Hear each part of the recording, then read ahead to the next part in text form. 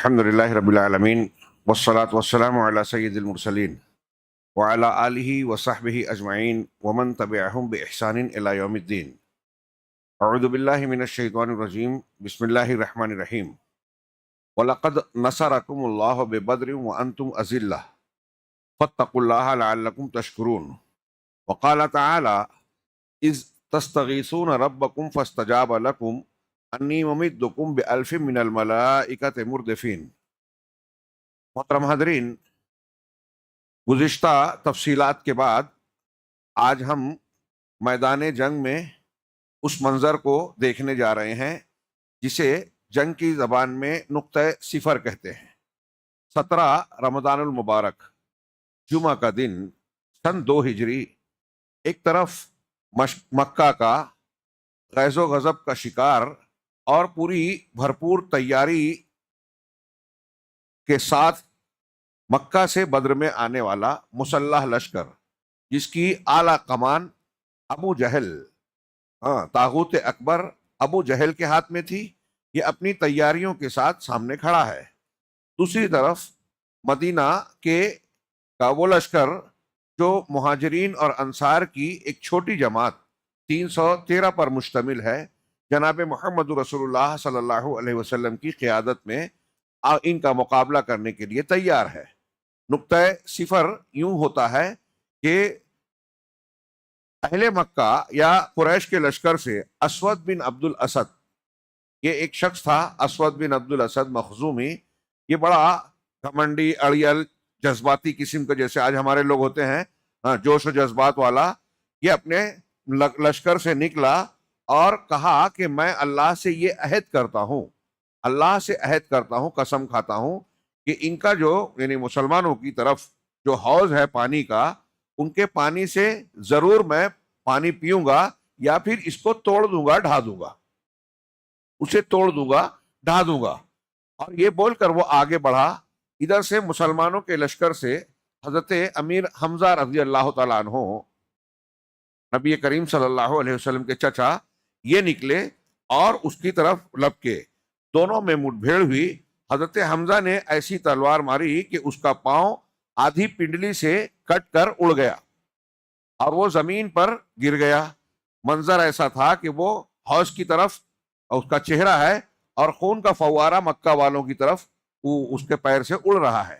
ان لوگوں کے عقیدے کے مطابق وہ اسے اچھی علامت نہیں سمجھتے تھے، لیکن پھر بھی وہ کنویں کی طرف، حوض کی طرف بڑھتا رہا کہ میں اپنا جو میں نے زبان دی ہے، عہد کیا ہے، وہ پورا کر لوں۔ حوض کے قریب ہی پہنچا تھا کہ حضرت امیر حمزہ رضی اللہ تعالیٰ عنہ نے ایک اور کاری ضرب لگائی اور وہ وہیں ڈھیر ہو گیا، ختم ہو گیا۔ یہ منظر دیکھ کر گویا کفار مکہ کو مزید جوش آ گیا، غصہ آ گیا، اور ان میں کے 3 سردار تیزی سے مبارزت کے لیے نکلے۔ یہ جنگ کے آغاز کا ایک طریقہ بھی تھا کہ دونوں فوجیں جب سامنے ہوتی تھی تو ابتدائی مرحلے پر، اسٹارٹنگ کے طور پر، آغاز کے طور پر، ایک فوج سے کچھ لوگ یا ایک آدمی، 2 آدمی نکلتے اور سامنے والے کو للکارتے۔ یہ جو للکار ہوتی تھی ہمارے مقابلے کے لیے آئیے، اسے مبارزت کہا جاتا ہے۔ چنانچہ مبارزت کا باقاعدہ آغاز ہوا۔ اس مارکے کا پہلا قتل تھا جو ابھی وہ اسود بن عبد الاسد کا ہوا تھا، اور پھر اس سے جنگ کی آگ بھڑک اٹھی۔ یہ الرحیق المختوم کی تھوڑی سی عبارت پڑھوں۔ چنانچہ اس کے بعد قریش کے 3 بہترین شہسوار نکلے، سب کے سب ایک ہی خاندان کے تھے۔ ایک عتبہ اور دوسرا اس کا بھائی شیبہ، دونوں ربیہ کے بیٹے تھے، اور تیسرا ولید، عتبہ شیبہ جو ولید کے بیٹے ہیں، اور عتبہ کا بیٹا، مطلب عتبہ شیبہ جو ربیہ کے بیٹے ہیں، اور ولید جو عتبہ کا بیٹا ہے۔ انہوں نے اپنی سب سے الگ ہوتے ہی دعوت مبارزت دی، سامنے والوں کو یعنی مسلمانوں کو للکارا۔ مقابلے کے لیے انصار کے 3 جوان نکلے، ایک عوف اور دوسرے معوذ، یہ دونوں حارث کے بیٹے تھے اور ان کی ماں کا نام عفرا تھا۔ تیسرے عبداللہ بن رواحہ رضی اللہ تعالیٰ عنہ، مشہور نام ہے، شاعر بھی تھے۔ قریشیوں نے کہا تم کون لوگ ہو؟ یہ جو تینوں جب مقابلے کے لیے نکلے، وہ ولید، عتبہ، شیبہ کے تو ان لوگوں نے پوچھا کہ تم کون لوگ ہو جو ہمارے مقابل پر آئے ہو؟ انہوں نے کہا ہم انصار کی ایک جماعت ہے۔ قریشیوں نے کہا آپ لوگ شریف مد مقابل ہیں، لیکن ہمیں آپ سے سروکار نہیں ہے، ہم تو اپنے چچیرے بھائیوں کو چاہتے ہیں، ان کو ہمارے مقابلے پر بھیجو۔ ان کی طرف سے منادی نے ندا لگائی، آواز لگائی کہ محمد ہاں اپنے ہمارے پاس ہماری قوم کے ہمسروں کو بھیجو، جو ہماری قوم کے لوگ ہیں، ہمارا در مذہب چھوڑ کر آپ کے ساتھ آئے ہیں، ان میں سے کچھ لوگوں کو بھیجو۔ رسول اللہ صلی اللہ علیہ وسلم نے یہ آواز سن کر پکارا کہ اے عبیدہ بن حارث اٹھئے، حمزہ اٹھئے، علی آپ کھڑے ہو جائیے، مقابلے پر آ جائیے۔ یہ تینوں نبی کریم صلی اللہ علیہ وسلم کے گویا قریبی رشتہ دار ہی تھے۔ حضرت علی اور حضرت حمزہ کو جانتے ہیں، حضرت عبیدہ بھی آپ کے رشتہ دار تھے، اور یہ عمر میں ان سب سے زیادہ بزرگ تھے۔ جب یہ لوگ اٹھے اور قریشیوں کے قریب پہنچے تو ان سے بھی پوچھا کہ آپ کون لوگ ہیں؟ تو تینوں نے اپنا اپنا تعارف کرایا۔ تو تب قریشیوں نے کہا کہ آپ لوگ شریف مد مقابل ہیں، ہاں آپ ہمارا مقابلہ ہم آپ سے کریں گے۔ اس کے بعد مارکا آرائی ہوئی۔ حضرت عبیدہ نے جو سب سے معمر تھے عتبہ بن ربیعہ سے مقابلہ کیا، دونوں میں ایک ایک وار کا تبادلہ ہوا۔ حضرت عبیدہ رضی اللہ تعالیٰ عنہ کے پیر پہ اس کی ایک تلوار کی ضرب سے کاری ضرب لگی، لیکن وہ مقابلہ اس وقت تک کرتے رہے۔ ہاں حضرت حمزہ نے شیبہ سے اور حضرت علی نے ولید سے۔ حضرت حمزہ اور حضرت علی رضی اللہ تعالیٰ عنہما ان دونوں نے اپنے مد مقابل کو ایک ایک دو وار میں ہی کام تمام کر دیا اور ان کو قتل کر دیا۔ ہاں لیکن اس کے بعد دیکھا کہ عبیدہ رضی اللہ تعالیٰ عنہ کا اپنے مقابل سے مقابلہ چل رہا ہے، تو دونوں ان کی طرف گئے اور ان کی مدد کی۔ ہاں دونوں میں سے ایک نے دوسرے کو کیا کریں، اس کے بعد آتے ہی عتبہ پر ٹوٹ پڑے۔ یہ دونوں بھی ان کا ساتھ دیا حضرت عبیدہ کا، اور اس کا کام بھی تمام کر دیا۔ یعنی جو مکہ کے لشکر سے 3 لوگ آئے تھے، تینوں سردار اور ایک ہی خاندان کے، تینوں کا کام تمام ہو گیا۔ اور اس طرف سے صرف حضرت عبیدہ کو پیر میں کاری زخم لگا، اور اس زخم کے لگنے سے ان کی آواز بھی بند ہو گئی تھی اور وہ زخمی حالت میں تھے۔ بدر کے مارکے کے بعد جب فتح ہو گئی اور واپس لوٹنے لگے تو چوتھے یا 5ویں دن راستے میں مقام صفرا پر حضرت عبیدہ بن حارث رضی اللہ تعالیٰ عنہ گویا انتقال ہو گیا، یہ شہید ہو گئے۔ ہاں ان کو اٹھا لایا۔ حضرت علی رضی اللہ تعالیٰ عنہ قسم کھا کر کہتے تھے، اکثر یہ جو 3 لوگوں کی دعوت مبارزت کے بعد سامنے مقابلہ آرائی ہوئی تھی، اس کے سلسلے میں حضرت علی کہا کرتے تھے کہ جو سورہ حج کی قرآن کی آیت اللہ رب العالمین نے فرمائی، ہازان خصمان اختصموا فی ربہم، کہ یہ 2 فریق ہیں جنہوں نے اپنے رب کے بارے میں، اپنے رب کے سلسلے میں جھگڑا کیا۔ کیا جھگڑا تھا میدان بدر میں؟ شرک اور توحید کا، ایمان اور کفر کا۔ مسلمانوں سے وہ اس لیے خار کھائے بیٹھے تھے کہ انہوں نے ہمارے باپ دادا کا دین چھوڑ کر اللہ کی توحید کو اختیار کیا، محمد صلی اللہ علیہ وسلم کے دین کو قبول کیا۔ یہی خار تھا اور یہی وہ چاہتے تھے کہ ہم اسے چھوڑ کر واپس لوٹائیں۔ تو اللہ تعالیٰ نے جو کہا کہ ہازان خصمان، یہ 2 فریق ہیں، اختصموا فی ربہم، جو اپنے پروردگار کے سلسلے میں جھگڑ پڑے۔ حضرت علی کہتے تھے کہ یہ جو جملہ ہے قرآن کا، یہ ہماری اس دعوت مبارزت کے بعد جو 2 جنگ باقاعدہ مقابلہ ہوا، اس سے اس آیت کریمہ سے وہی مراد ہے۔ یہ واقعہ غزوہ بدر کا آغاز ہو رہا ہے، مقابلے کا آغاز ہو رہا ہے۔ ہاں مخزومی کا قتل، اور اس کے بعد یہ دعوت مبارزت کے بعد 3 قریشیوں کا قتل، اس سے ان کے اوسان خطا ہو گئے، ان کا دماغ پلٹ گیا اور بڑی شدت سے غصہ آیا، جوش و جذبات سے چور ہو گئے اور عام حملہ کر دیا مکہ والوں نے۔ اس مبارزت کا انجام مشرکین کے لیے ایک برا آغاز تھا۔ وہ ایک ہی جست میں اپنے 3 بہترین شہ سواروں اور سرداروں کو اور کمانڈروں سے ہاتھ دھو بیٹھے تھے، اس لیے انہوں نے غیظ و غضب سے بے قابو ہو کر ایک آدمی کی طرح یکبارگی حملہ کر دیا۔ سب مل کر حملہ آور ہو گئے، یلغار کر دی۔ دوسری طرف مسلمان اپنے رب سے نصرت اور مدد کی دعا کرنے اور اس کے حضور اخلاص و تضرع اپنانے کے بعد اپنی اپنی جگہ پر جمے رہے اور دفاعی موقف اختیار کیے، مشرکین کے تابڑ توڑ حملوں کو روک رہے تھے آپ نے اس سے پہلے کے دروس میں سنا کہ نبی کریم صلی اللہ علیہ وسلم نے انہیں ہدایت دی تھی کہ جب تک میرا حکم نہ ہو تم اپنی طرف سے حملہ نہ کرنا، جب تک وہ قریب نہ آ جائیں دور سے تیروں کو پھینک کر ضائع نہ کرنا، اور جب وہ تم پر چھانے لگے تب تلواروں کا استعمال کرنا، اور میرے حکم کے بغیر کوئی اقدام نہ کرنا۔ اس لیے ابھی مسلمان جب ان کا تابڑ توڑ حملہ ہوا بے قابو ہو کر اور جذباتی ہو کر، تو مسلمان ابھی دفاعی پوزیشن میں ہے، ابھی مطلب روک رہے ہیں ان کے، یہ حکمت عملی تھی جنگ کی۔ اور آپ غزوہ سورہ انفال میں آگے پڑھیے، اس پس منظر میں اللہ تبارک و تعالیٰ نے فتح کے جو اسباب بتائے ہیں کہ یا ایھا الذین آمنوا اذا لقیتم فئۃ فاثبتوا، ہاں آگے چل کے کہا کہ اے ایمان والو جب کسی گروہ سے تمہارا مقابلہ ہو، مڈبھیڑ ہو، فاثبتوا تو ثابت قدم رہو۔ پہلی چیز کہ جمے رہنا ہے، پیٹھ نہیں دکھانا ہے، بھاگنا نہیں ہے، کہ کسی بھی مقابلے میں ہو مسلمان ڈٹا رہتا ہے، پیٹھ نہیں دکھاتا، ہاں الا یہ کہ کوئی حکمت عملی ہو، پیچھے ہٹ کے پھر آگے بڑھا جائے حکمت عملی کے تحت۔ فاثبتوا واذکروا اللہ کثیرا لعلکم تفلحون، اور اللہ کا خوب ذکر کرتے رہو۔ دیکھیے اللہ کا ذکر اللہ کو کتنا پسند ہے۔ بعض اہل علم کہتے ہیں کہ اللہ کے ذکر کی فضیلت کا یہ انتہا ہے، اور اللہ کو کتنا پسند ہے یہ بھی معلوم کہ جنگ کی حالت میں بھی آپ کو اللہ کا ذکر کرنا ہے۔ جنگ کی حالت میں جب کرنا ہے تو آپ اور ہم جب چلتے پھرتے بیٹھتے اٹھتے اپنے اوقات کا استعمال کریں، سے گزریں، تو کتنا اہتمام کرنا چاہیے۔ تو اللہ نے فرمایا کہ اللہ کا خوب ذکر کرو، اور اللہ کے ذکر سے فتح میں آسانی ہوتی ہے، دشمن کا کے اوپر غلبہ ملتا ہے۔ وَاذْكُرُوا اللَّهَ كَثِيرًا لَعَلَّكُمْ تُفْلِحُونَ، تاکہ تم مراد پا جاؤ، کامیاب ہو جاؤ۔ اور اس جنگ میں اسی کو بتانے کے لیے میں نے آیت پڑھی، مسلمانوں کا نعرہ تھا احد احد، یہ نعرہ لگا رہے تھے، یہ گویا ان کا سلوگن تھا، اللہ ایک ہے، ایک ہے۔ ہاں اس کے بعد دوسری طرف مسلمان، ابھی آیت کا اگلا حصہ بھی ہے، انشاءاللہ آگے کے دروس میں ہم اس کا ذکر کریں گے۔ دوسری طرف مسلمان اپنے رب سے نصرت اور مدد کی دعا کرنے لگے، اور اس کے حضور اخلاص و تضرع اپنانے کے بعد اپنی اپنی جگہوں پر جمع رہے، اور دفاعی موقف اختیار کیے، مشرکین کے تابڑ توڑ حملوں کو روک رہے تھے اور انہیں خاصا نقصان پہنچا رہے تھے۔ زبان پر احد احد کا کلمہ تھا۔ ادھر کے صحابہ کرام ہدایت کے مطابق ان کے سامنے ڈٹے ہیں، ہاں احد احد کا نعرہ لگا رہے ہیں۔ دوسری طرف جناب محمد رسول اللہ صلی اللہ علیہ وسلم کا کیا معاملہ تھا؟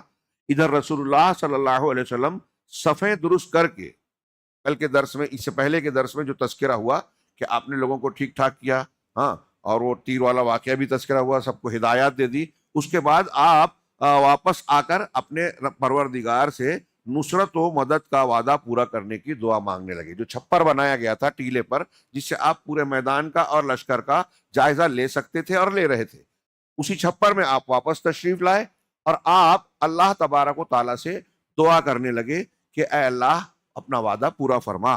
دعا کے الفاظ غور سے سنیں، اور اس میں کئی سبق ہیں۔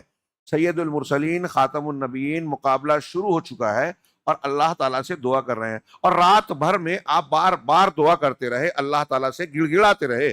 آپ کی دعا کے الفاظ سے اللہم انجز لی ما وعدتنی، پروردگار جو تو نے مجھ سے وعدہ کیا تھا وہ وعدہ پورا فرما دے۔ اللہم انشدک عہدک و وعدک، اے اللہ میں تجھ سے تیرا عہد اور تیرے وعدے کا سوال کر رہا ہوں، تجھ سے سوال کر رہا ہوں، اپنا وعدہ پورا کر دے۔ اللہم ان تہلک ہذہ العصابۃ اليوم لا تعبد، اے اللہ اگر آج کے دن یہ جماعت مسلمانوں کی اگر یہ ہلاک ہو گئی تو زمین میں تیری عبادت نہیں کی جائے گی۔ اللہم ان شئت لم تعبد ہاں بعد اليوم ابدا، اگر اے اللہ اگر تو چاہے تو آج کے بعد تیری عبادت کبھی نہ کی جائے۔ میں نے ابتدائی دروس میں اس جملے کا تذکرہ کیا تھا، اور یہ بتایا تھا کہ اللہ کے نبی صلی اللہ علیہ وسلم نے یہ بات کیوں کہی۔ ایک آدمی کے ذہن میں یہ سوال اٹھ سکتا ہے۔ میں اپنی بات کہوں، شروع میں پڑھتا تھا تو میرے دماغ میں بھی یہ سوال اٹھتا تھا، بعد میں سیرت نگاروں نے جو اس کی تفصیل بیان کی اور پس منظر کو جب ہم نے دیکھا تو یہ جملہ رسول اللہ صلی اللہ علیہ وسلم کا سمجھ میں آتا ہے کہ آپ نے یہ جملہ کیوں کہا کہ اگر آج یہ گروہ تباہ ہو گیا تو پھر زمین میں پھر تیری عبادت کبھی نہیں کی جائے گی۔ میں نے پھر سے اس کا اشارہ کروں کہ آپ غور کیجئے کہ کفار مکہ تو نیست و نابود کرنے کے لیے، مسلمانوں کو صفحہ ہستی سے مٹانے کے لیے بالکل آمادہ تھے ہی، تلے ہوئے تھے، اس کی ہر کوشش کر رہے تھے، ہر موقع کے انتظار میں تھے، اور ان کی بڑی طاقت تھی، دھاک تھی، دبدبہ تھا۔ دوسری طرف مدینہ میں اور مدینہ کے ارد گرد میں یہودیوں کے 3 بڑے قبیلے، بنو قینقاع، بنو قریظہ، بنو نذیر، یہ تینوں بڑے بڑے قبیلے تھے. ان کی اپنی طاقت تھی، فوج تھی، ان کے پاس روپیہ پیسہ بہت وافر تھا اس زمانے کے اعتبار سے.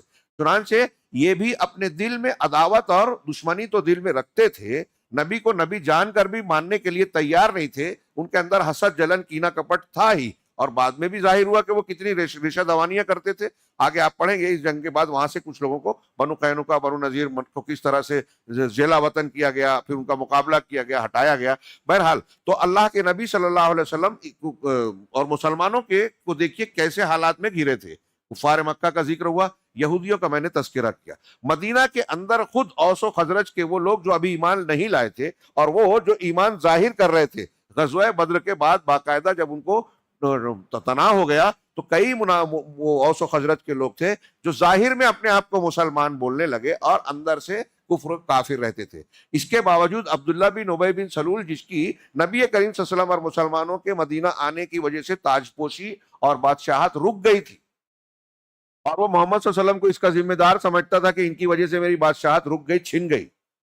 وہ موقع کی تلاش میں تھا، طاق میں تھا کہ ان کو اندر سے توڑا جائے، یہاں سے بھگایا جائے اور مدینہ میں ٹکنے نہ دیا جائے، ان کا قدم جم نہ پائے. اور اس کے لیے اس کی خط و کتابت چل رہی تھی مکہ والوں سے. آپ غور کیجئے، اور اس کے ساتھی کچھ ساتھی بھی تھے، رفقا بھی تھے.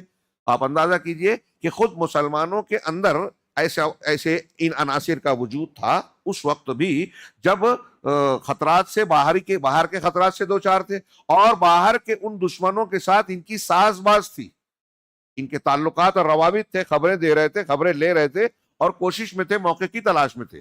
پھر میں نے بتایا کہ یہی نہیں، جو ارد گرد کے مشرک قبیلے تھے جن کی لوٹ مار اور بہت ساری دوسری شرارتیں راستوں پر چلتی تھی، انہیں اس بات کا ڈر تھا کہ اسلامی حکومت اور مسلمانوں کو استقرار مل گیا اگر مدینے میں، تو ہمیں ہماری لوٹ مار کا سلسلہ رک جائے گا. اب اس تناظر میں غور کیجئے کہ مسلمان اگر بدر میں شکست کھا جاتے تو ان کی کوئی عزت نہیں رہتی. خود مکہ کے لوگ مدینہ میں گھس کر ان کا خاتمہ کر سکتے تھے، مدینہ کے اندر کے دشمن لوگ مسلمانوں کو نکال سکتے تھے، قزاقین حملہ کرتے، کوئی عزت، کوئی دباؤ، کوئی دبدبا رہ ہی نہیں جاتا. جہاں مسلمان کچھ کہتے ان کو دبا دیا جاتا. اور پھر ارد گرد کے مشرک قبائل بھی تو کوئی خاطر میں نہیں لاتا. نتیجے میں نیا آدمی اسلام لانے اور مسلمان ہونے کی ہمت نہیں کرتا کھل کر، اور پرانے لوگ ٹوٹ پھوٹ جاتے، بکھر جاتے، ان کی کوئی حیثیت اور قوت نہیں رہتی. اس تناظر میں اگر بدر کی شکست ہوتی تو اسلام کا خاتمہ ہو جاتا. غور کیجیے، مسلمانوں کی کوئی حیثیت نہیں رہ جاتی. اور اسی جملہ، یہ اللہ کے رسول صلی اللہ علیہ وسلم کا یہی کا جملہ حالات کی اس نزاکت اور مسلمانوں کی اس حیثیت کی ترجمانی کر رہا ہے کہ اللہ اگر یہ گروہ تباہ ہو گیا تو زمین میں تیری عبادت نہیں ہوگی. اب یہاں آپ غور کیجئے کہ نبی کریم صلی اللہ علیہ وسلم عاجزی اور گریہ کے ساتھ، انتہائی تضرع کے ساتھ یہ دعائیں کر رہے تھے، فریاد کر رہے تھے. آپ نے خوب تضرع کے ساتھ دعا کی، یہاں تک کہ دونوں کندھوں سے چادر گر گئی. حضرت ابوبکر صدیق رضی اللہ تعالیٰ عنہ نے چادر درست کی اور عرض پرداز ہوئے، اے اللہ کے رسول بس کیجئے، آپ نے اپنے رب سے الہا کے ساتھ دعا فرما لی ہے، ہاں اللہ تعالیٰ آپ کی دعا کو ضرور قبول کرے گا. ادھر فرشتوں کو، اللہ نے فرشتوں کو وحی کی، ہاں اس سے پہلے جو وحی کی اس سے پہلے اللہ تبارک و تعالیٰ نے نبی کریم صلی اللہ علیہ وسلم اور مسلمان یہ دعا جو کر رہے ہیں اس کا نقشہ سورہ انفال میں کھینچتے ہوئے ایک آیت میں فرمایا، اذ تستغیثون ربکم فاستجاب لکم انی ممدکم بألف من الملائکۃ مردفین، کہ جب تم اپنے پروردگار سے فریاد کر رہے تھے، استغاثہ کر رہے تھے. استغاثہ، فریاد مانگنا صرف اللہ سے ہوگا. اور یہاں اللہ کے رسول صلی اللہ علیہ وسلم میدان جنگ میں، میدان بدر میں اللہ تعالیٰ سے فریاد کر رہے ہیں، جو دعا مانگ رہے تھے، جو ابھی ہم نے سنا کہ اگر یہ اے اللہ میں تجھ سے مطالبہ کرتا ہوں کہ تو نے جو ہم سے وعدہ کیا ہے مومنین کو فتح دینے کا، وہ وعدہ پورا کر. اگر یہ گروہ تباہ ہو گیا تو پھر تیری عبادت نہیں ہوگی. اللہ تعالیٰ کہہ رہا ہے کہ جب تم اپنے پروردگار سے استغاثہ کر رہے تھے، فاستجاب لکم، تو اللہ نے تمہاری اس فریاد رسی کو، فریاد طلبی کو قبول کیا، تمہاری پکار کو سنا اور جواب دیا کہ انی ممدکم بألف من الملائکۃ مردفین، کہ میں لگاتار یکے بعد دیگرے آنے والے 1000 فرشتوں کے ذریعے سے تمہاری مدد کرنے والا ہوں. وما جعلہ اللہ الا بشرا، اور اللہ نے اس کو صرف تمہارے لیے خوشخبری کا سامان بنایا، وَلِتَطْمَئِنَّ بِهِ قُلُوبُكُمْ، اور اس لیے بھیجا فرشتوں کو کہ تمہیں خوشخبری ملے اور تمہارے دلوں کو اطمینان حاصل ہو۔ وَمَن نَّصْرُ إِلَّا مِنْ عِندِ اللَّهِ، ورنہ مدد تو اللہ ہی کی جانب سے ہے۔ اللہ بغیر فرشتوں کو بھیجے بھی تمہاری مدد کر سکتا تھا، بغیر فرشتوں کے بھیجے بھی تم کو فتح دے سکتا تھا، لیکن فرشتوں کا نزول، ان کا بھیجنا تمہارے اطمینان اور خوشخبری کے لیے ہے، اللہ تبارک و تعالیٰ کی نعمت کے طور پر ہے۔ ان اللہ عزیز حکیم، اللہ تو ایسے سب کچھ کر سکتا ہے، وہ عزیز ہے، حکیم ہے۔ عزیز یعنی غالب ہے، اگر وہ کوئی فیصلہ کر لے تو کوئی بھی ٹالنے کی طاقت قوت رکھتا ہی نہیں، کائنات کی کوئی ہستی کوئی طاقت اس کو رد نہیں کر سکتی۔ وہ عزیز ہے، حکمت والا ہے، تو بغیر کسی سبب کے بھی وہ کر سکتا ہے، لیکن تمہارے اطمینان کے لیے اس نے یہ وعدہ کیا کہ 1000 فرشتوں کے ذریعے سے تمہاری مدد کرنے والا ہوں۔ اب یہ فرشتے اتر گئے، اللہ کے نبی صلی اللہ علیہ وسلم کی دعا ہو رہی ہے اور فرشتوں کو اللہ نے بھیج دیا اور کہا کہ ہم 1000 فرشتوں سے تمہاری مدد کرنے والے ہیں۔ پھر فرشتوں کو اللہ تعالیٰ نے وحی کی اور قرآن میں بتایا کہ ان کو ہم نے یہ کہا کہ انی معکم، کہ اے فرشتوں میں تمہارے ساتھ ہوں، فثبتوا الذین آمنوا، میں تم اہل ایمان کے قدم جماؤ، ثابت قدم بناؤ۔ فرشتوں کو حکم دیا جا رہا ہے کہ مومنوں کو ڈٹنے والا، جمنے والا بنا دو۔ سألقی فی قلوب الذین کفروا الرعب، اور میں کافروں کے دل میں رعب ڈال دوں گا۔ کفر اور شرک کی نحوست یہ بھی ہے کہ اس کی وجہ سے دل میں خوف، دہشت اور رعب آتا ہے، اس لیے کافر اور مشرک حقیقت میں بزدل ہوتا ہے۔ کہیں کہیں کچھ مظاہر ایسے دکھائی دیتے ہیں، دعوے سنائی دیتے ہیں کہ ایک کافر یا مشرک اپنے آپ کو بہادر کہتا ہے، بتاتا ہے، دکھائی دیتا ہے، لیکن حقیقت میں ان کے یہاں بہادری نہیں ہوتی، کوئی استثنائی شکل کی کوئی ایسی باتیں ہوتی ہے کہ فلاں بہادر دکھتا ہے۔ حقیقی بہادری اس میں ہوتی ہے جو ایمان والا ہوتا ہے، اور وہ موت سے، جیسا کہ حضرت خالد بن ولید کا جملہ تھا کہ اہل ایمان موت سے اس سلسلے میں ایسے محبت کرتے ہیں جیسے کافر لوگ زندگی سے محبت کرتے ہیں، کفر کرنے والے کو زندگی سے محبت ہوتی ہے۔ ہاں، تو کہا رسول اللہ صلی اللہ علیہ وسلم کے پاس، یہ فرشتوں کے پاس وحی بھیجی کہ میں تمہارے ساتھ ہوں، مومنوں کی ڈھارس بندھاؤ، ان کو ثابت قدم بناؤ، ہاں، اور میں کافروں کے دل میں رعب ڈال دوں گا۔ ادھر نبی کریم صلی اللہ علیہ وسلم کو بتایا کہ میں ان 1000 فرشتوں کے ذریعے سے آپ کی مدد کرنے والا ہوں۔ اس کے بعد رسول اللہ صلی اللہ علیہ وسلم کو ایک جھپکی آئی کہ میدان جنگ، یعنی یہ جو میں بیان کرنے میں مجھے ٹائم لگ رہا ہے، یہ سب بہت کم وقت میں ہو رہا ہے۔ ادھر مبارزت ہوئی، مقابلہ ہوا، اللہ کے رسول صلی اللہ علیہ وسلم کی دعاؤں کا سلسلہ چل ہی رہا ہے، اور آپ کو وحی آ رہی ہے، اور آپ کو اسی درمیان تھوڑی سی اونگ اور جھپکی والا معاملہ محسوس ہو رہا ہے۔ پھر آپ نے سر اٹھایا اور فرمایا کہ ابو بکر خوش ہو جاؤ، ابو بکر خوش ہو جاؤ۔ آپ کو جھپکی آئی اور آنکھ کھولنے کے بعد آپ نے گویا مسرت سے، جوش کے ساتھ، خوشی کے ساتھ سیدنا ابو بکر صدیق رضی اللہ تعالیٰ عنہ کو، جو وہیں آپ کے ساتھ کھڑے ہوئے تھے، کہا کہ ابو بکر خوش ہو جاؤ، دیکھو یہ میدان جنگ میں جبریل علیہ السلام نظر آ رہے ہیں جو گرد و غبار میں اٹے ہوئے ہیں۔ ابن اسحاق کی روایت میں ہے کہ آپ نے فرمایا کہ ابو بکر خوش ہو جاؤ، تمہارے پاس اللہ کی مدد آ گئی۔ یہ جبریل علیہ السلام ہیں، اپنے گھوڑے کی لگام تھامے اور اس کے آگے چلتے ہوئے آ رہے ہیں، اور گرد و غبار میں اٹے ہوئے ہیں حضرت جبریل علیہ السلام۔ ہاں، اور اس کے بعد رسول اللہ صلی اللہ علیہ وسلم چھپر کے دروازے سے باہر تشریف لائے، اس جگہ میں جو اندر تھے، آپ وہاں سے اب باہر آ رہے ہیں، اور حضرت جبریل اور فرشتوں کی آمد کی حضرت بکر صدیق کو خبر دے رہے ہیں۔ ہاں، اس کے بعد آپ نے زرہ پہن رکھی تھی، جنگ کا سامان پہن رکھا تھا، آپ پرجوش طور پر آگے بڑھ رہے تھے اور فرماتے جا رہے تھے سیہزم الجمع ویولون الدبر، کہ عنقریب یہ جتھا شکست کھا جائے گا اور پیٹ پھیر کر بھاگے گا۔ یہاں ایک اہم نقطہ اور بہت موٹا سبق جو ہمیشہ یاد رکھنا چاہیے کہ آپ پہلے یہ دیکھیے کہ نبی کریم صلی اللہ علیہ وسلم میدان جنگ میں خود تشریف لا رہے ہیں، ہاں، اللہ سے دعا مانگ رہے ہیں، سارا انتظام کر رہے ہیں، صف بندی کی، میں سرا کس کو کیا کرنا ہے، ہدایات اختیار کرنی ہے، مشورے سے کون سی جگہ منتخب کرنی ہے، کس جگہ پر پڑاؤ ڈالنا ہے، کہاں ہاؤس بنانا ہے، آپ نے مشورہ کیا۔ یہ سب ہمیں اور آپ کو قیامت تک کے لیے درس دے رہا ہے کہ جو بھی اجتماعی کام، مقابلہ آرائی، دشمنوں کے خطرے سے بچاؤ اور ان پر غلبہ حاصل کرنے کے لیے مسلمانوں کو کرنا ہے، اس میں ذہن و دماغ کے تمام موجود اسباب کو اور تدابیر کو اختیار کرنا چاہیے۔ جو فن کے ماہرین ہیں ان سے مشورہ کرنا چاہیے، غور و فکر سے کام کرنا چاہیے. یہ اندھا کاروبار نہیں ہے کہ عقیدت کے نام پر آپ بس اللہ مدد کرے گا اللہ مدد کرے گا تو کوئی تدبیر ہی اختیار نہیں کر سکتے. اہم نقطہ بیان کر رہا ہوں، توکل اور اللہ پر بھروسہ کرنا، یہاں اس کا معنی بھی سمجھ میں آتا ہے. ہمارے یہاں اہل تصوف، کٹیا خانقاہ والے اور درویشی کا درس دینے والے جو یونانی فلسفے اور تصوف کیا کہتے ہیں ہندو جوگ اور رہبانیت کا حصہ لے کر اسلام میں آتے ہیں اور بیان کرنے کی کوشش کرتے ہیں کہ آپ کٹیا میں خانقاہ میں بیٹھ جائیں، اللہ اللہ کرے، پیر صاحب کے خاص سلسلے سے تعلق جوڑ کر اس سلسلے کی عبادات کو لازم پکڑ لیں اور پھر جو ورد کرتے رہیں، خانقاہ میں بیٹھے رہیں، اور اللہ تعالیٰ آپ کی روزی بھی بھیجے گا، آپ کا گھر بھی چلا لے گا. آپ کو کمانے کی دوڑ دھوپ کرنے کی کوئی ضرورت نہیں ہے.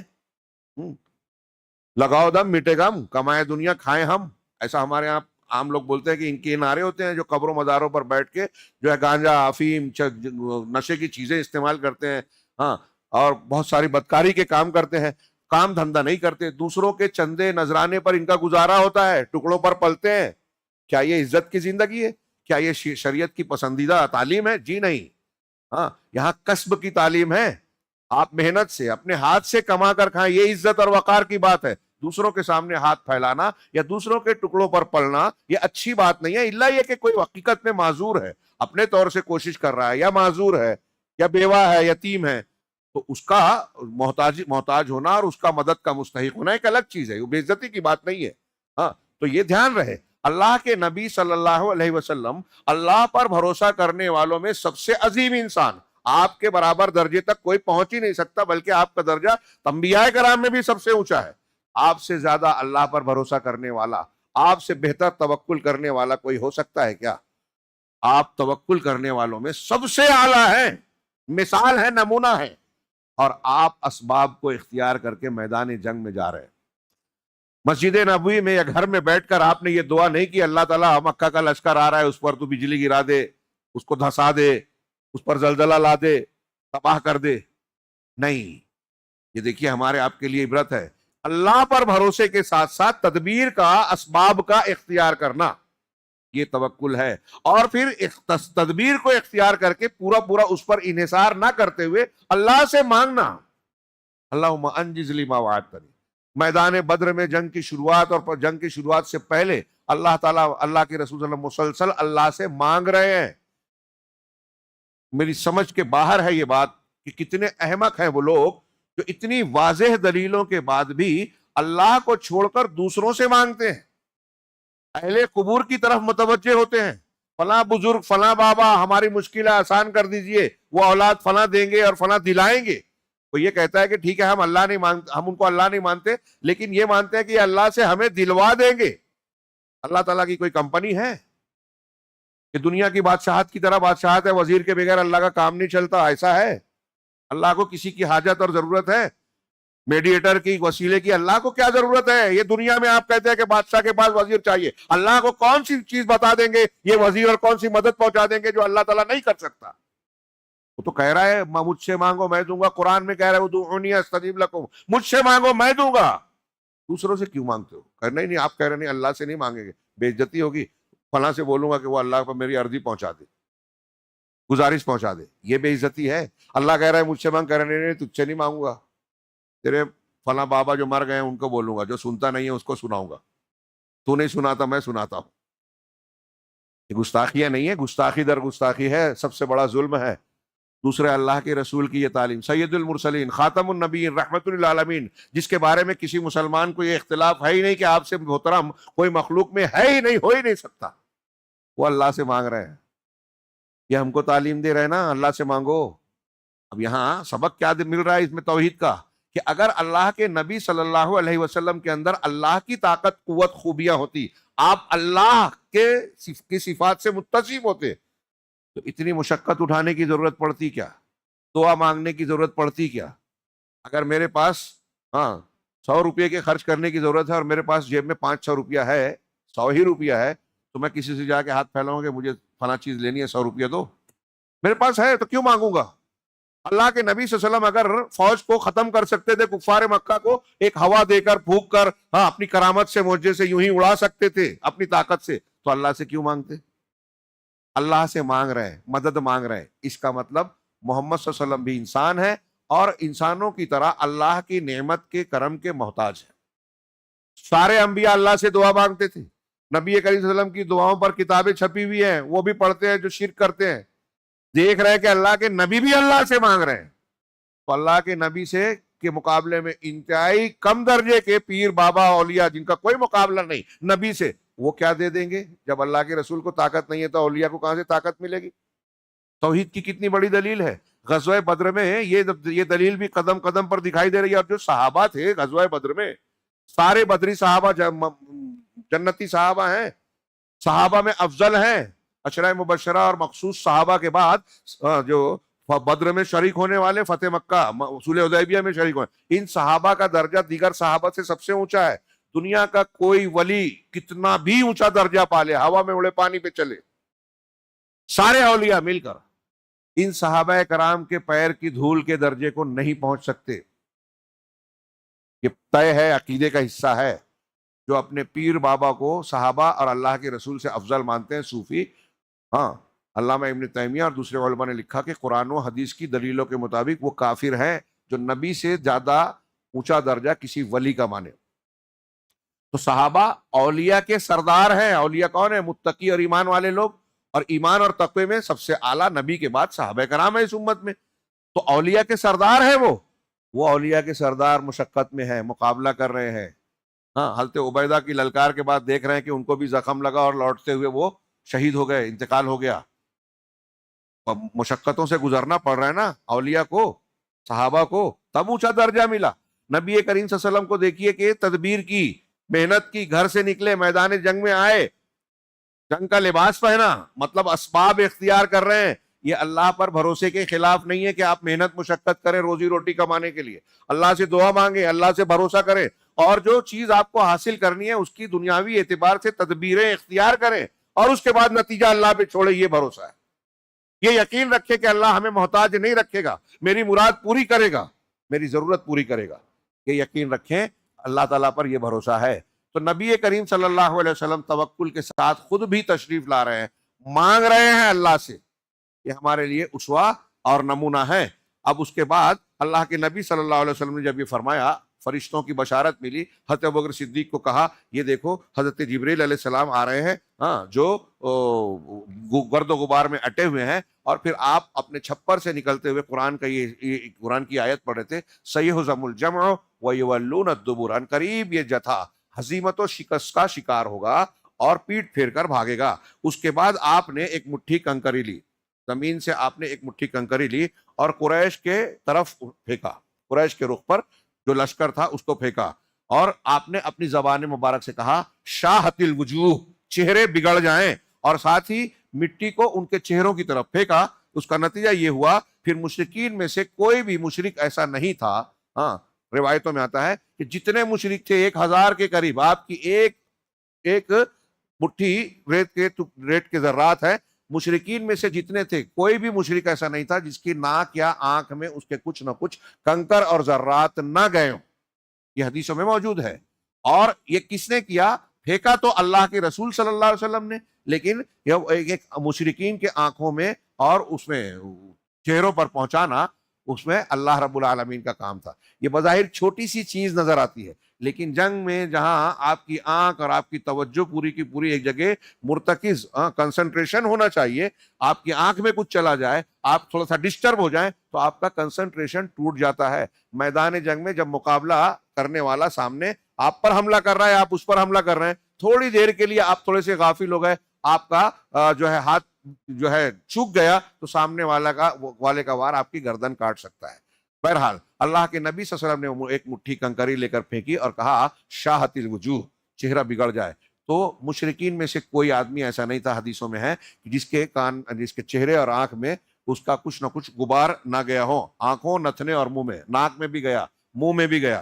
ہاں، اس کے بعد اسی کے بابت اللہ تعالیٰ نے سورہ انفال میں فرمایا، یہ جو آپ نے عمل کیا اس کا ذکر کرتے ہوئے اللہ تبارک و تعالیٰ نے ارشاد فرمایا وما رمیتا اذ رمیتا ولکن اللہ رما۔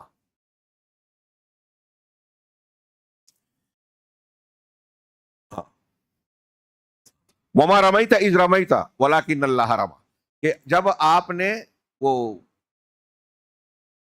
ریت پھینکی، جب آپ نے پھینکا تو در حقیقت آپ نے نہیں پھینکا، اللہ نے پھینکا۔ رمیہ کا معنی پھینکنا ہوتا ہے، تیر چلانے کو بھی رمیہ کہتے ہیں، تیر چلایا پھینکا، اور پتھر سے پھینک کر آپ نے تو اس کو بھی رمیہ کہیں گے۔ اسی لیے نشانے بازی کے لیے رمیہ کا لفظ استعمال ہوتا ہے، شوٹنگ، شوٹنگ جس کو بولیں گے۔ یہاں اللہ کے نبی صلی اللہ علیہ وسلم نے مٹھی میں جو ریت لے کر، کنکری لے کر پھینکی تھی، اس کو رمیہ کہا گیا۔ تو جب آپ نے ریت ذرات پھینکے، اللہ تعالیٰ نے کہا کہ آپ نے نہیں پھینکا بلکہ اللہ نے پھینکا۔ اب ہمارے کچھ قبر پجو شرک کو قرآن سے ثابت کرنے کی کوشش کرنے والے لوگ اس آیت سے کہتے ہیں کہ دیکھو اللہ خود کہہ رہا ہے کہ آپ نے نہیں پھینکا، اللہ نے پھینکا۔ ریت کس مٹھی نے پھینکا تھا؟ کس نے پھینکا تھا؟ پوچھ رہا ہوں، جیسے وہ پوچھتے اللہ کے رسول نے، اور قرآن کیا کہہ رہا ہے کہ رسول نے نہیں پھینکا۔ کس نے پھینکا؟ ہاں، اللہ نے پھینکا۔ ثابت کیا ہوا؟ کہ مدینے میں لباس بشری میں محمد صلی اللہ علیہ وسلم کا وجود محمد نہیں ہے، اللہ ہے، نعوذ باللہ، نعرہ تکبیر۔ ان کے یہاں ایسا ہی ہوتا ہے، الٹی سیدھی بات کہہ کے نعرہ لگاتے ہیں اور لوگ بے وقوف بھی بنتے ہیں۔ میں یہ آیت دیکھ رہا تھا، آپ اس آیت میں جو اللہ نے کہا ما رمیتا اذ رمیتا ولکن اللہ رما، اس سے فوراً پہلے ہے فلم تقتلوہم ولکن اللہ قتلہم، اس سے پہلے کا ٹکڑا ہے یہ۔ ہاں، لمبی آیت کے بعد، ایک آیت کے بعد اللہ تعالیٰ سارے مسلمانوں کو کہہ رہا ہے، صرف اللہ کے رسول کو نہیں کہہ رہا ہے۔ فلم تک کہ مسلمانوں نے بدر کے میدان میں جن مشرکین کو مارا، قتل کیا، تو اللہ کہہ رہا ہے فلم تقتلوہم، تم لوگوں نے ان کو قتل نہیں کیا، ولکن اللہ قتلہم، بلکہ اللہ نے ان کو قتل کیا ہے۔ تو اب آگے والے جملے سے اگر کوئی مشرک، قرآن کے ساتھ کھلواڑ کرنے والا، قرآن کی تحریف کرنے کی کوشش کرنے والا یہ معنی نکالتا ہے کہ اللہ نے نہیں، کہ آپ نے نہیں پھینکا، اللہ نے پھینکا، اس کا مطلب یہ ہے کہ اللہ کے رسول اللہ تھے، نعوذ باللہ نعوذ باللہ۔ تو پھر پہلے والے جملے کا مطلب کیا ہوگا کہ تم نے قتل نہیں کیا، اللہ نے قتل کیا، تو سارے صحابہ کرام اللہ تھے؟ ہاں، یہ سب لوگ نہیں بولیں گے، لیکن وحدت الوجودی ہو سکتا ہے ڈاکٹر اسرار کا عقیدہ بول دے، صوفی لوگوں کا، ابن عربی کے ماننے والے جو صوفی ہیں وہ کہتے ہیں ہاں سب میں تو کہتے ہی ہیں کہ سب میں اللہ ہے۔ اگر سب میں اللہ ہے تو پھر مارا کس نے ہے اور مرا کون؟ مارا بھی اللہ نے، اور مرنے والے مشرکین تھے وہ کون تھے؟ تو آپ تو بول رہے کہ اس میں بھی اللہ ہے، تو پھر سارا معاملہ ہی بیکار ہے، بلا وجہ کا ہے جھگڑا، لڑائی، جنگ کی ہوئی۔ ان کو یہ اعتراض تھا کہ ہمارے باپ دادا کا دین چھوڑ دیا، اللہ کے رسول صلی اللہ علیہ وسلم کا ان پہ یہ اعتراض تھا کہ تم جن کو پوج رہے ہو اللہ کے علاوہ غیر اللہ ہیں، اللہ کا حق مار رہے ہو، کفر کر رہے ہو، شرک کر رہے ہو، سب سے بڑا گناہ ہے۔ اب لات و منات جن کو کفار مکہ پوچھتے تھے، تو ہمارا ابن عربی کہتے ہیں کہ اس میں بھی اللہ ہے، اللہ کے رسول صلی اللہ علیہ وسلم بلا وجہ لڑ رہے ہیں۔ سمجھ میں آ رہی ہے باتیں؟ یہ کتنی عجیب و غریب باتیں ہیں۔ مسلمان کہلانے والے اور ایسے لوگوں کو ہمارے ہاں لوگ دیوبندی بریلوی میں صوفی لوگ ابن عربی کو شیخ اکبر کہتے ہیں، عقیدت سے نام لیتے ہیں، پڑھتے پڑھاتے ہیں، اس کے ان فلسفوں کو ذکر کر کے یہ کہتے ہیں کہ ہماری سمجھ میں نہیں آئے گا، لیکن یہ بہت گہری باتیں ہیں۔ ہاں، قرآن حدیث کے بالکل خلاف بات، لا الہ الا اللہ کے بالکل الٹ۔ میں اکثر کہتا ہوں لا الہ الا اللہ کلمہ توحید ہے، ابن عربی اور صوفیوں کی تشریح کے مطابق، وحدت الوجودیوں کی تشریح کے مطابق یہ کلمہ شرک بن گیا ہے۔ دنیا میں سب سے گھناؤنا شرک ہے کہ یہ کہے بندہ کہ ساری مخلوق میں اللہ ہے، اس سے بڑا کوئی شرک ہے ہی نہیں، اور وہی ثابت کرنے کی یہاں کوشش کرتے ہیں۔ میں پہلی بات کہہ رہا ہوں کہ جو وما رمیت اذ رمیت سے جو یہ استدلال کرتا ہے کہ رسول اللہ صلی اللہ علیہ وسلم میں اللہ ہے، وہ غلط کر رہے ہیں۔ اس کا جواب پہلے والے جملے سے ہوتا ہے کہ اللہ تعالیٰ نے کہا، صحابہ سے کہا کہ جب جن کو تم نے جب بدر میں مارا، اصل میں تم نے نہیں مارا، اللہ نے مارا۔ تو ایک معنی اس کا سمجھ میں آتا ہے کہ میں آپ سے ایک کام کرواؤں کہ آپ ایسا کام کر دیجئے، اس کام کرنے کے لیے جو اسباب، ضرورت، پیسہ، خرچہ چاہیے میں آپ کو دوں، آپ نے جا کے وہ کر دیا، اور کوئی آ کے آپ سے کہتا ہے کہ بھائی شکریہ آپ نے بہت اچھا کام کیا، تو آپ کہتے ہیں کہ میرا نہیں فلاں کا کیجئے کیونکہ انہوں نے یہ کام کروایا ہے۔ تو آپ نے کیا، کروایا کسی نے، تو کریڈٹ حقیقت میں آپ کہتے ہیں کہ اس کو جاتا ہے۔ تاج محل مزدوروں نے، انجینئر نے بنایا، لیکن آج تاریخ میں لکھا جاتا ہے کہ شاہ جہاں نے بنایا۔ شاہ جہاں نے ماربل کا ایک ٹکڑا لے کے وہاں لگایا نہیں ہوگا، ہے نا، لیکن کروایا اس نے، کیا دوسروں نے، فی نفسہ ہی اسباب مہیا کیے اور نقشہ بنایا، طے کیا، اور یہ تو جو کرواتا ہے اس کو کہتے ہیں۔ یہاں اللہ رب العالمین کا کہ کہنے کا مطلب اسی بنیاد پر ایک مومن بندہ صاف سمجھتا ہے کہ اللہ تعالیٰ جو کہہ رہا ہے کہ تم نے قتل نہیں کیا بلکہ اللہ نے کیا، اے نبی آپ نے ریت مٹی نہیں پھینکی اور مشرکین کی آنکھوں میں، نتنوں میں، منہ میں آپ نے نہیں پہنچایا، اللہ نے پہنچایا۔ یعنی اللہ تعالیٰ کی مشیت، اس کے حکم، اس کے راستہ ہموار کرنے کی وجہ سے سب کچھ ہو رہا ہے۔ اور ایک مٹھی اگر میں اس مسجد میں بھی، یہاں کم لوگ بیٹھے ہیں، سب کو قریب بھی بلا کے اگر ایک صف میں بٹھا دوں اور میں ایک مٹھی ریت پھینکوں تو یہاں 50 لوگ بھی ہیں تو سب 50 لوگوں کی آنکھ نتنے اور منہ میں نہیں جائے گی۔ یہ اللہ کے نبی صلی اللہ علیہ وسلم کے اختیار قوت میں نہیں ہے، گویا اس میں یہ ثابت ہو رہا ہے کہ آپ نے پھینکا ضرور، ذریعہ ضرور بنے، لیکن اس کا پھینکنے کا حکم یا تدبیر اللہ کی تھی، اور مشرکین کی آنکھوں میں، نتنوں میں، منہ میں جو پہنچا، اس کے ذرات پہنچے، وہ اللہ نے پہنچائے، آپ نے نہیں۔ وما رمیتا اذ رمیتا ولکن اللہ رما، جب پھینکا تو آپ نے نہیں پھینکا بلکہ اللہ نے۔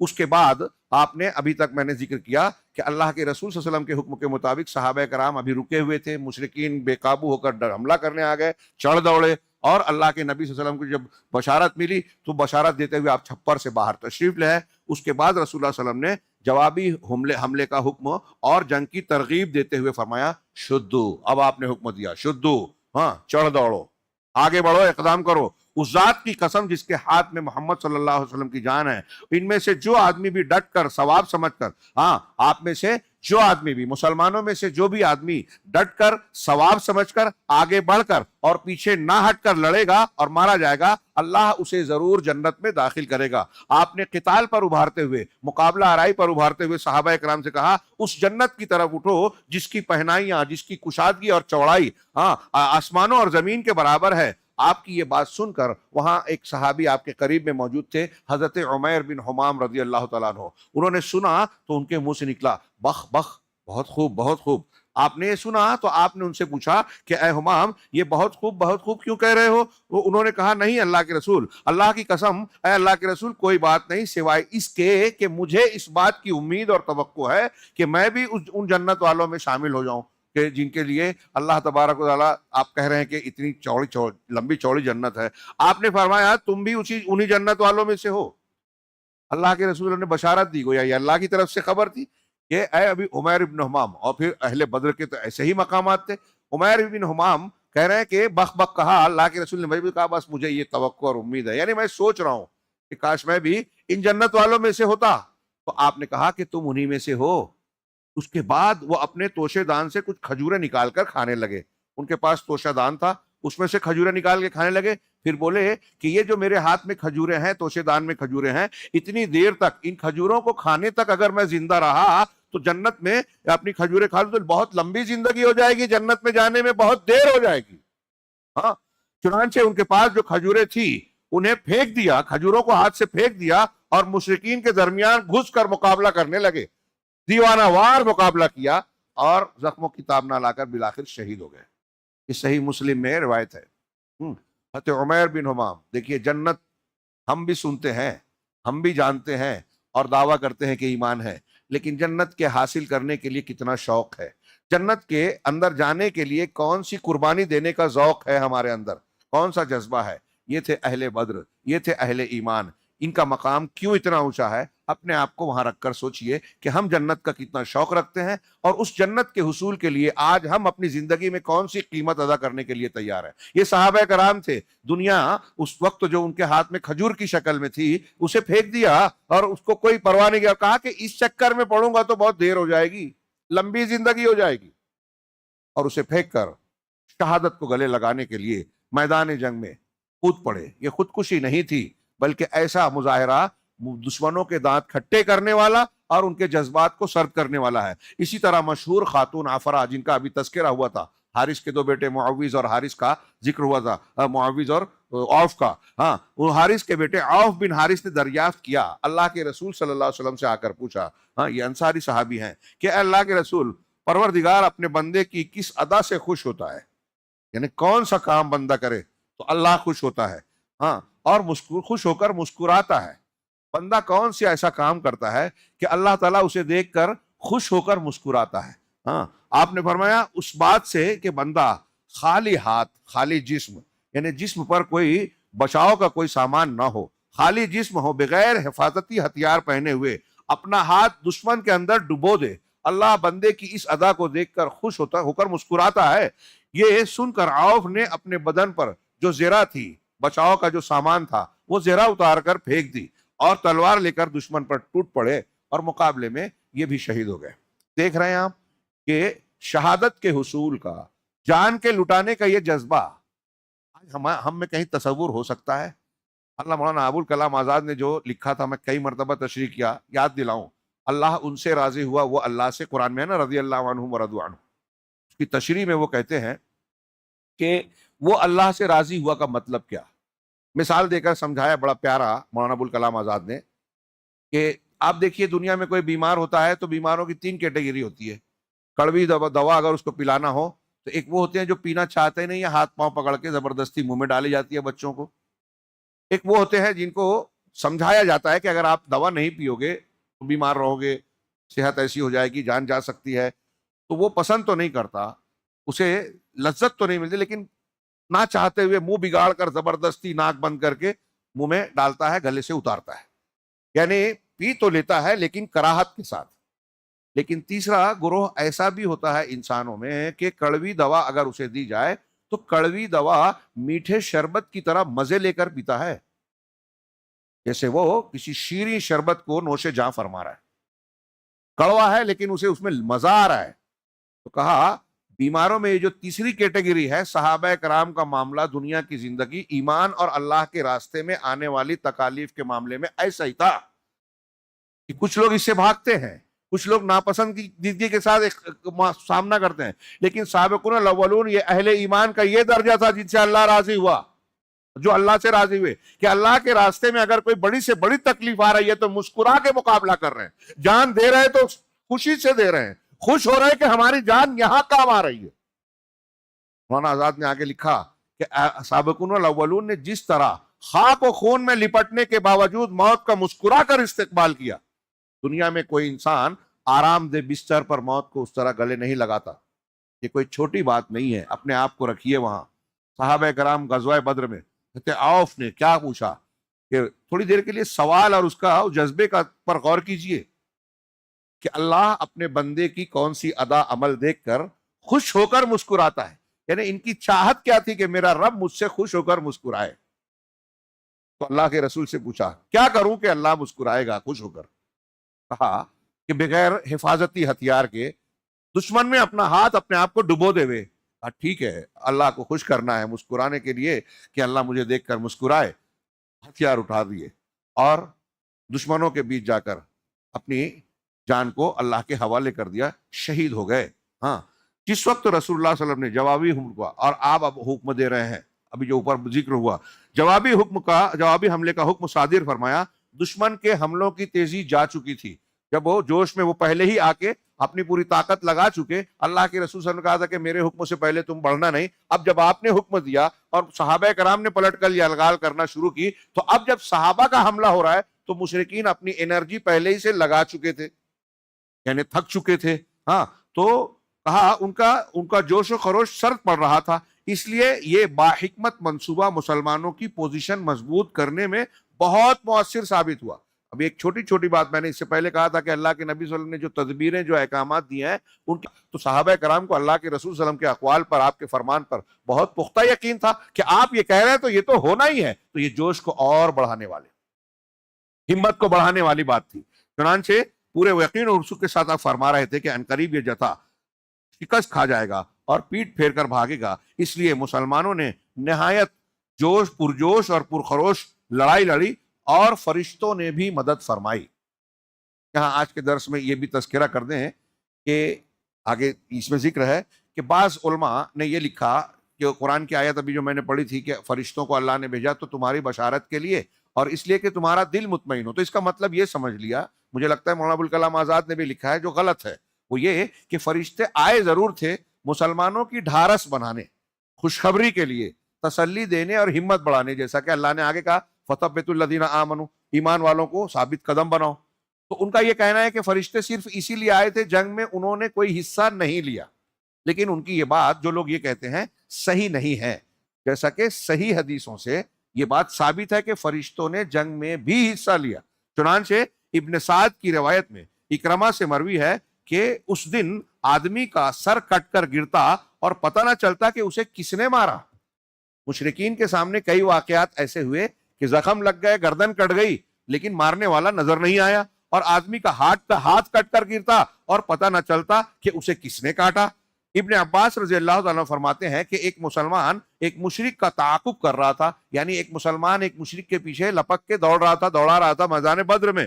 اس پر اچانک اس مشرک کے اوپر کوڑے پڑنے کی آواز آئی، وہ مسلمان بھی سن رہا ہے، دیکھا نہیں، اسے آواز آئی کہ کسی نے کوڑا مارا، ہاں، اور ایک شہسوار کی آواز سنائی پڑی جو کہہ رہا تھا کہ ہیزوم آگے بڑھ۔ مسلمان نے مشرک کو اپنے آگے دیکھا کہ وہ چت گرا، ہاں، لپک کر دیکھا تو اس کی ناک پر چوٹ کا نشان تھا، ناک پھٹی ہوئی تھی اور چہرہ پھٹا ہوا تھا جیسے کوڑے سے مارا گیا ہو، اور یہ پورا کا پورا چہرہ، ناک کا حصہ، اس کا رنگ بدل گیا، ہرے رنگ کا ہو گیا۔ یہ صحابی رسول کا بیان ہے۔ حضرت ابن عباس کہہ رہے ہیں کہ میں نے ایسی آواز سنی، ہاں، کوڑا چلنے کی، اور پھر یہ آواز آئی کہ کوئی کسی کو کہہ رہا ہے کہ ہیزوم آگے بڑھ، ہاں، اور پھر وہ مشرک گرا، چت گرا، دیکھا تو اس کی ناک اور چہرہ، منہ پھٹا ہوا ہے، ناک پر چوٹ ہے، اور سب کے سب ہرے رنگ کا ہو گیا ہے۔ اس انصاری مسلمان نے آ کر رسول اللہ صلی اللہ علیہ وسلم سے یہ واقعہ بیان کیا، ماجرا بیان کیا، تو آپ نے فرمایا تم سچ کہتے ہو، یہ تیسرے آسمان کی مدد تھی، تم سچ کہہ رہے ہو، یہ جو تم نے دیکھا تیسرے، مطلب کہ یہ تیسرے آسمان کے فرشتے تھے جنہوں نے یہ معاملہ کیا ہے۔ یہ روایت بھی صحیح مسلم میں ہے، ادھر ادھر کی روایت نہیں ہے، صحیح مسلم کی صحیح حدیث ہے۔ ہاں، ابو داؤد مازنی کہتے ہیں کہ میں ایک مشرک کو مارنے کے لیے دوڑ رہا تھا کہ اچانک اس کا سر میری تلوار پہنچنے سے پہلے ہی کٹ کر گر گیا، یعنی میں تلوار سے وار کر کے اس کی گردن کو کاٹوں اس سے پہلے ہی اس کا سر کٹ گیا۔ میں سمجھ گیا کہ یہ ہے کہ اسے میرے بجائے کسی اور نے قتل کیا ہے۔ ایک انصاری حضرت عبداللہ عباس بن عبد المطلب کو قید کر کے لایا، نبی کریم صلی اللہ علیہ وسلم کے سگے چچا حضرت عباس۔ بعض لوگ کہتے ہیں کہ یہ آئے تھے لیکن اندر سے مسلمان تھے، اگرچہ اسلام ظاہر نہیں تھا اور لوگ نہیں مانے، اور ان کو فدیہ بعد میں دینا بھی پڑا اس جنگ میں۔ تو حضرت عباس بن المطلب کو قید کر کے ایک آدمی لایا، تو حضرت عباس کہنے لگے کہ واللہ مجھے اس نے قید نہیں کیا ہے، یہ جو انصاری مجھے پکڑ کر لائے ہیں نا، اس نے مجھ کو قیدی نہیں بنایا ہے، مجھے تو ایک بے بال کے سر والے آدمی نے قید کیا ہے، ایک ایسے آدمی نے مجھے پکڑا ہے، قیدی بندی بنایا ہے جس کے سر پر بال تھے ہی نہیں، جو نہایت خوبرو تھا اور ایک چتکبرے گھوڑے پر سوار تھا، خود بہت خوبصورت تھا اور اس کا گھوڑا چتکبرا تھا۔ اب میں اسے لوگوں میں نہیں دیکھ رہا ہوں۔ حضرت عباس نے بعد میں کہا کہ وہ آدمی جس نے مجھے پکڑا تھا، قیدی بندی بنایا تھا، وہ دکھائی نہیں دے رہا ہے۔ انصاری نے کہا اللہ کے رسول نہیں، انہیں میں نے قید کیا ہے، میں نے بندی بنایا ہے۔ آپ نے فرمایا کہ تم چپ ہو جاؤ، خاموش رہو، اللہ نے تمہاری ایک بزرگ فرشتے کے ذریعے سے تمہاری مدد فرمائی ہے۔ ہاں، یہ اللہ کے نبی صلی اللہ علیہ وسلم کا فرمان ہے۔ یہ سب معاملہ ہو رہا ہے، اب یلغار ہو رہی ہے، مسلمان کاٹے جا رہے ہیں، آگے بڑھے جا رہے ہیں، مشرکین کی صفوں میں اتنی بڑی تعداد، مسلمانوں سے 3 گنا زیادہ، ہتھیار میں زیادہ طاقتور ہونے کے باوجود ان کا معاملہ تتر بتر ہو رہا ہے، منتشر ہو رہے ہیں، اور ان کے حالات جو ہے بالکل شکست سے قریب جاتے جا رہے ہیں۔ اب جب یہ معاملہ اور یہ حالت دیکھی تو ابلیس لعین، جس کا تذکرہ شروع میں ہوا تھا کہ جب مکہ کا لشکر مکہ سے نکلنے لگا اور انہیں یہ خوف ہوا کہ بنو کنانا کا قبیلہ بنو بکر ہمیں پیچھے سے کہیں پیس نہ دے، حملہ نہ کر دے، تو سراقہ بن مالک ابن جوشم کی شکل میں، بنو کنانا کے سردار کی شکل میں ابلیس نے آ کے ان کو تسلی اور یہ آشواسن دیا، ضمانت دی کہ پیچھے سے کوئی حملہ نہیں ہوگا، آپ آگے بڑھو، اور یہ ان کے ساتھ تھا، اور یہ کہا کہ میں تمہارا ساتھ دوں گا۔ ہاں، تو جب یہ ابلیس لعین سراقہ بن مالک جوشم جی کی شکل میں جو آیا تھا، جو مشرکین سے اب تک جدا نہیں ہوا تھا، لیکن جب اس نے مشرکین کے خلاف فرشتوں کو آگ کی کاروائیاں دیکھی، ہاں، آسمان سے فرشتے اتر رہے ہیں، تو اب الٹے پاؤں بھاگنے لگا، ہاں، ہاتھ پھڑا کر بھاگنے لگا، مگر حارث ابن ہشام نے اسے پکڑ لیا۔ یہ حارث ابن ہشام ابو جہل کے سگے بھائی تھے، بعد میں مسلمان ہوئے۔ ہاں، یہ حارث ابن ہشام نے انہیں پکڑ لیا، وہ سمجھ رہا تھا کہ یہ واقعی سراقہ ہی ہے، ہاں، لیکن ابلیس نے جو سراقہ کی شکل میں تھا، حارث کے سینے پر تیز گھونسا مارا، ہاں کہ وہ گر گیا, اتنی تیز گھسا مارا کہ وہ گر گئے. ہاں, اور ابلیس نکل کر بھاگنے لگا. مشرکین نے اس کو پوچھا کہ تو ساتھ دینے کا وعدہ کر رہا تھا. تو سراقہ سے پوچھا کہ کہاں بھاگ رہے ہو, کہاں جا رہے ہو, تو کیا تم نے یہ نہیں کہا تھا کہ تم ہمارے مددگار ہو, ہم سے جدا نہیں ہوگے؟ تو اس نے کہا کہ میں وہ چیز دیکھ رہا ہوں جو تم نہیں دیکھتے. یہ قرآن میں جملہ ہے, وَإِذْ زَيَّنَ لَهُمُ الشَّيْطَانُ أَعْمَالَهُمْ. ہاں, اور آگے آیت میں اللہ تبارک و تعالیٰ شیطان کا قول نقل کیا کہ وہ بھاگنا شروع کیا. تو اس سے جب پوچھا گیا تو کہا انی ارا ما لا ترون, میں وہ دیکھ رہا ہوں جو تم نہیں دیکھتے. انی اخاف اللہ رب العالمین, انی اخاف اللہ, میں اللہ سے ڈرتا ہوں. یہ اللہ سے ڈرتا ہوں والا جھوٹ والا جو جملہ ہے, بعض روایتوں میں اللہ کے رسول نے اس کا جملہ نقل کر کے کہا کہ اس نے کہا ضرور یہ کہ میں اللہ سے ڈرتا ہوں, لیکن وہ جھوٹا ہے, حقیقت میں اللہ سے نہیں ڈرتا. ایسے ہی جیسے آج کل ہمارے یہاں بہت سے لوگ بولتے ہیں کہ میں اللہ کے سوا کسی سے نہیں ڈرتا. اللہ کے سب سے ڈرتے ہیں, اللہ کے سوا, ہے کہ نہیں؟ آپ اپنے گرد گرد دیکھتے ہیں نا, جب کوئی جوش میں آتا ہے بولتا ہے ارے میں کیا ڈرتا ہوں, اس سے ڈرتا ہوں, اللہ کے سوا کسی سے نہیں ڈرتا. اگر ایسا ہوتا تو آپ شرک کو شرک کہنے سے پیچھے نہیں ہٹتے, بدعت کو رد کرتے, اللہ کے دشمنوں سے بدعتیوں سے لڑ جاتے. لیکن ایسا ہمارے یہاں کے بزدل لوگ نہیں کرتے جو اپنے آپ کو بہادر دکھاتے اور سمجھاتے ہیں. ہاں, اللہ کے لیے لڑنا, ہاں, دشمنی مول لے لینا جگر کی بات ہے, ایمان کی بات ہے, جو ہمارے یہاں آج بہت کمزور ہے. یہ بدر میں نظر آ رہا ہے. اور یہ کہہ رہا ہے جھوٹا آدمی ابلیس لعین کہہ رہا ہے کہ میں اللہ سے ڈرتا ہوں. اگر اللہ سے ڈرتا تو اللہ کی نافرمانی کرتا ہی نہیں. ایسے ہی ہم بھی اگر اللہ سے ڈرنے لگے, روزے کا صحیح سبق سیکھ لیں کہ اللہ ہر جگہ دیکھ رہا ہے, پکڑے گا, تو ہم بھی اللہ کی نافرمانی سے بچیں گے. بہرحال وہ بھاگا اور اس نے کہا کہ میں وہ دیکھ رہا ہوں, انی ارا ما لا ترون, وہ دیکھ رہا ہوں جو تم نہیں دیکھ رہے ہو.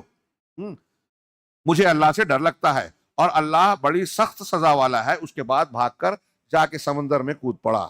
ہاں, تھوڑی دیر میں بعد مشرکین کے لشکر میں ناکامی اور اضطراب کے آثار نمودار ہو گئے. ان کی صفیں مسلمانوں کے سخت اور تابڑتوڑ حملوں سے درہم برہم ہونے لگی, اور مارکا اپنے انجام کے قریب جا پہنچا. پھر مشرکین کے جتھے بے ترتیبی کے ساتھ پیچھے ہٹے اور ان میں بھگدڑ مچ گئی. مسلمانوں نے مارتے, کاٹتے, پکڑتے, باندھتے ان کا پیچھا کیا, یہاں تک کہ ان کو بھرپور شکست ہو گئی.